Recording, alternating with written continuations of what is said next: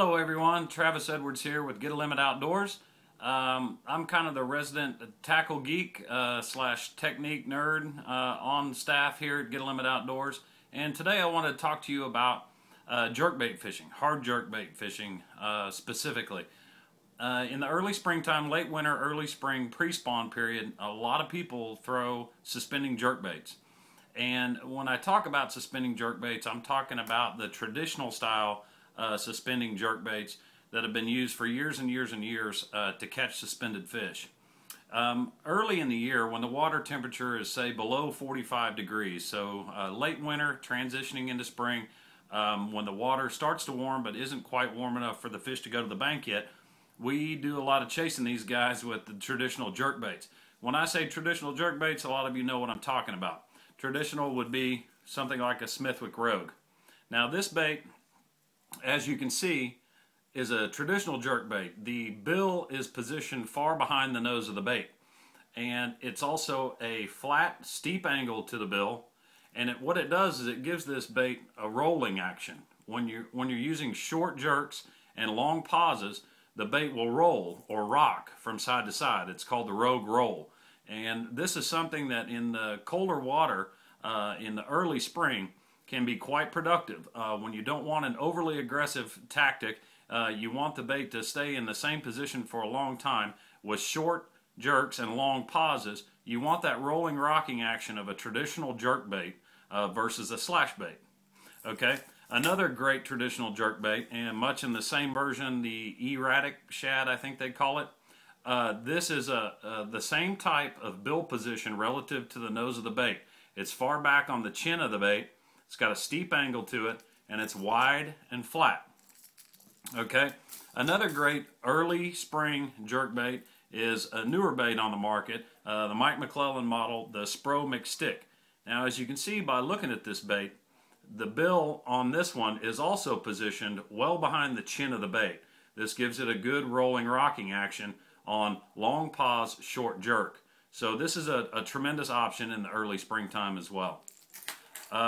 One that's quite popular the last few years out there on all tour levels throughout, weekend anglers to the highest level, is the Megabass Edo Vision 110. Now this bait, as you can see, the bill is also positioned. The bill is not quite as large, but the angle of the bill is still quite steep. So this bait will also provide a tremendous rolling rocking motion after short jerks, and as you give it a long pause, the bait will actually rock and roll in the water as it settles into its suspending position. So as the water continues to warm throughout the spring, a lot of anglers will change up our tactics. We'll get a little more aggressive with our jerkbait fishing, and a lot of times that requires possibly switching more to a slash bait or a rip bait. A rip bait, a classic rip bait, would be something like your Rapala X-Rap.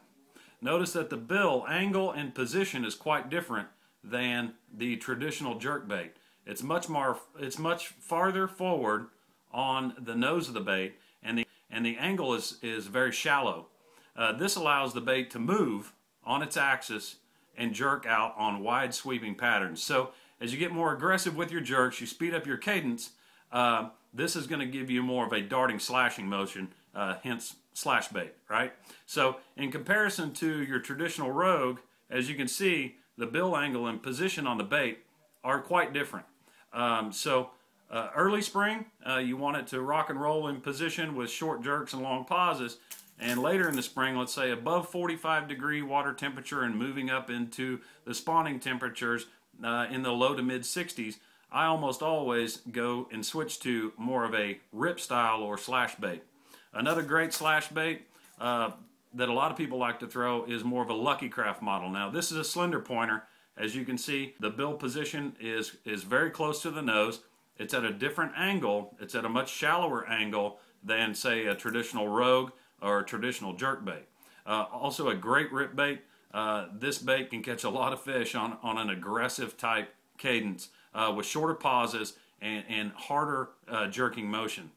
A newer bait out, I think it came out over the winter, is the new Strike King model KBD jerkbait. Now this jerkbait, and it's kind of a hybrid. It's between a slash bait rip bait and a traditional jerk bait. This bait has great action on a fast cadence or slow cadence. I used this a little bit on Grand Lake this year. I think KVD caught quite a few fish on this one at Grand Lake this year in the Classic, and it performs quite well. Requires a little bit of modification and tweaking out of the box. There are very few jerk baits or slash baits, even the very high priced Japanese models, that you can simply open the box, tie it on, and start catching fish. Most of them require a little bit of tweaking. Another great rip bait that I personally like to throw a lot as I speed up my cadence is the I'm a Flit. Now, a lot of people don't talk about this bait, but this bait can be a tremendous aggressive rip bait tool. Okay, when you want to speed it up and you want to catch those fish in a quicker motion, cover a lot of water as the water warms above 45 degrees, break out one of these and rip it fast, and you'll be shocked at how this bait will perform. It's got a flatter bill angle, as you can see. It's positioned towards the nose. So this bait will dart from side to side in a very strong, let's call it an aggressive type technique versus a traditional jerk bait. So I hope this helps you guys out, talking a little bit about the differences between traditional jerk baits and more of an aggressive style rip bait or slash bait. Now we'll talk about how to tweak these baits out of the box to get them to do what you want them to do on our next edition. So hope this helps you get a limit, and have a good one. Go fishing.